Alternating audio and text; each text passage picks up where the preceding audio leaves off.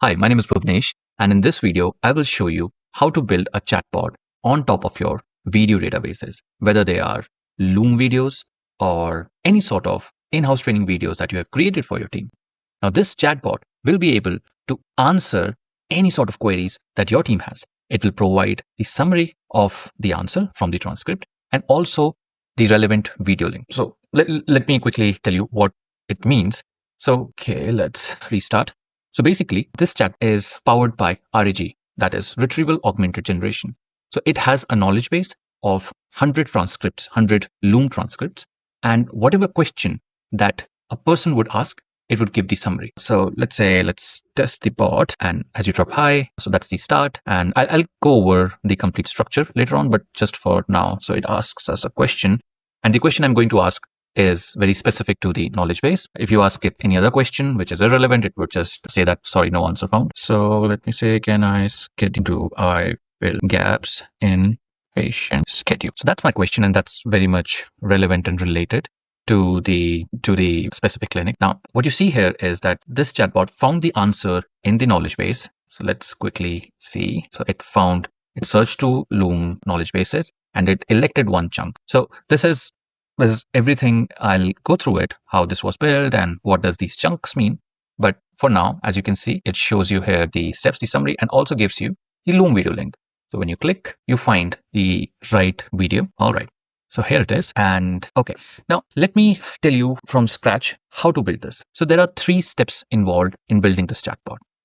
The first step is to get an idea of what is the logical flow of the conversation. So what you see right now here is the logical flow that somebody starts a conversation. The second step is data preparation. That is to have all the video links in one place. And as you see here, these are all the video Loom links. The third step is to actually get the transcripts out of these Loom videos and then prepare that data to be fed into the knowledge base. So this is the chatbot. This is the logical flow that we create here. Once we get the Loom video transcripts, we prepare the data and add it to the knowledge base. Once it is there in the knowledge base, as you see, these are the knowledge base that is created. Once it's there, then all you need is just to tweak this logical flow in this chat. But I'll come to this a bit later. Let's first start with data preparation. So the first thing that you would need is all the list of Loom video links, which if you're building it for your own company, then you would have access to it, or your client would provide it. What actually you need to build your knowledge base is to have the transcripts of these videos. Now, one easy, simple way to do that is sign into Loom, manually download each Loom's subtitles, SRTs, and then just feed it into and just map that link with that SRT, create this all manually. So if it is just a question of 1 or 2 or 4 or 5 videos, you could do this manually. But when we're talking about a large set of videos, this type of approach is definitely not the best one to do. So when I got this project, this was the first time I was doing it. So I wanted a tool where I could just automatically feed all these URLs and I get the transcript as an output. And thankfully, I found a tool. Appify is a software where a lot of developers post their web scraping and different sort of tools that they have developed. So I'll provide the link to access Appify and you can sign up from there. But if you go to Appify store, you'll see that there are these different type of tools that you can do here. Like you can do several kind of things here. So for our interest, the thing to do is search for Loom video. And as you see, there are like these top 3 tools. And I actually use these tools. My recommendation is to use the tool developed by Matthew James. It's a fantastic tool.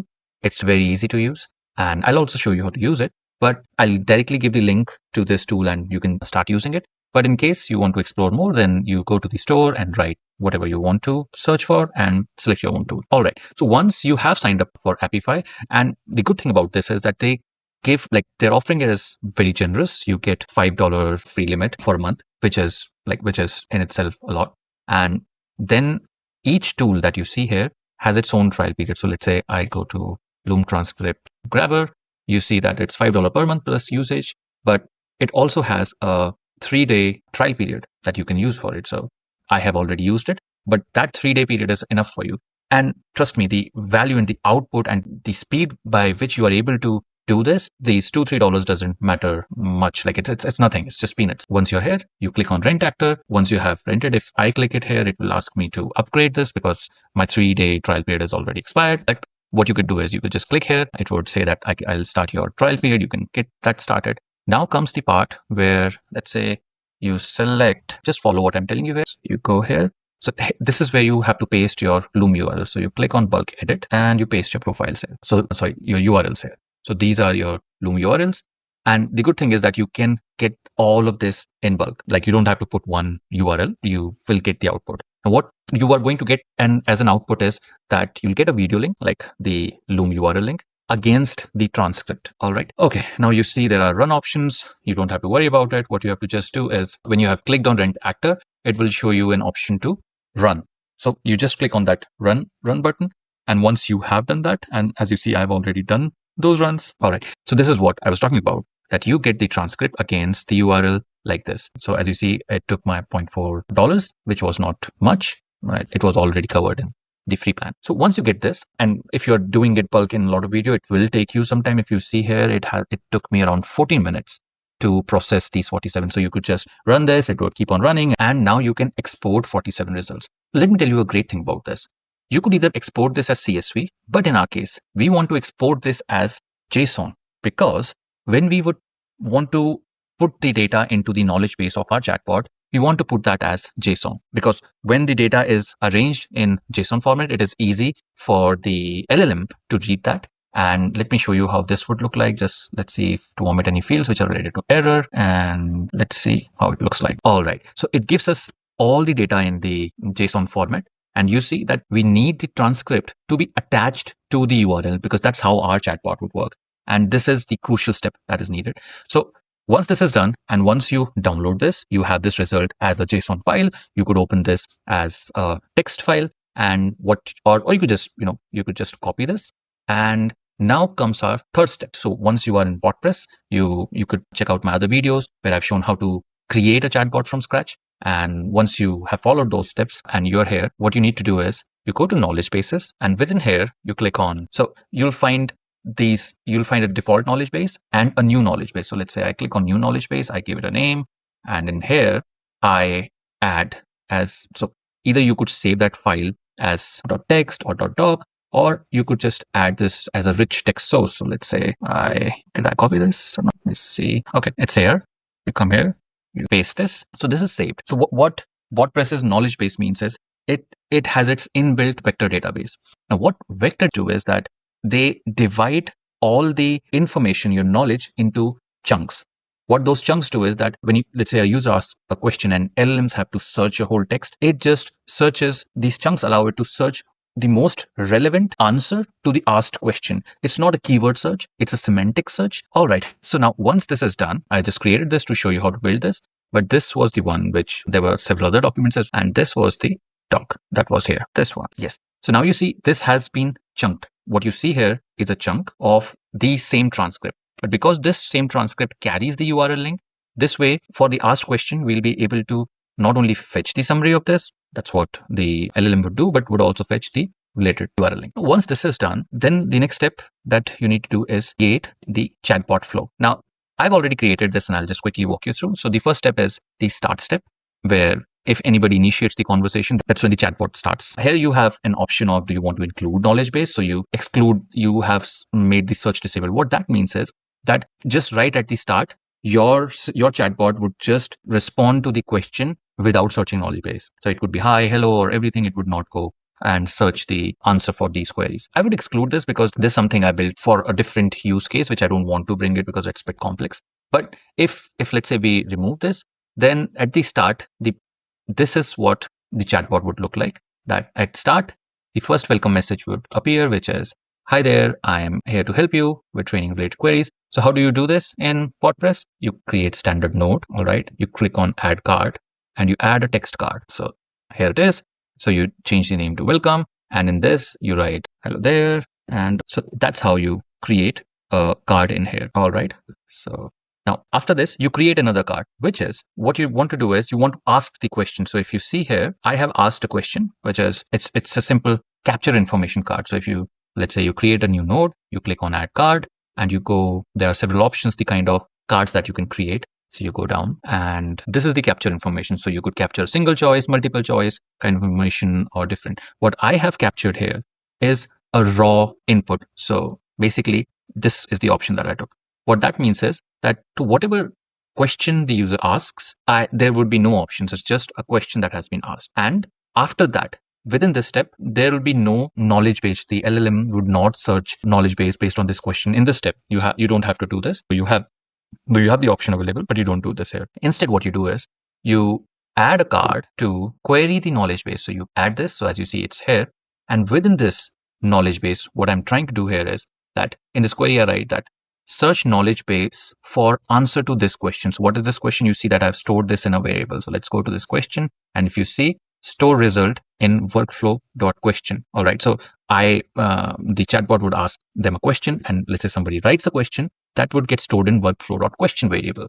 And now, so what we are saying is search knowledge base for the answer to this question, which is workflow.question. And if answer is found in Loom video KB, which is if the answer is found in that knowledge base, whose name is Loom video KB, then return short summary in markdown format and fetch associated Loom video link. So you see, I don't have to write a code or anything. I'm just using a very simple natural language, but I'm being very specific. So this query is also like a prompt. What we are saying to the LLM is that how to query it and how to return the result. If answer is found in HR manual, return short summary in markdown format. So yeah, just forget this. That's why, because of this, our system was complex and I skipped to that part.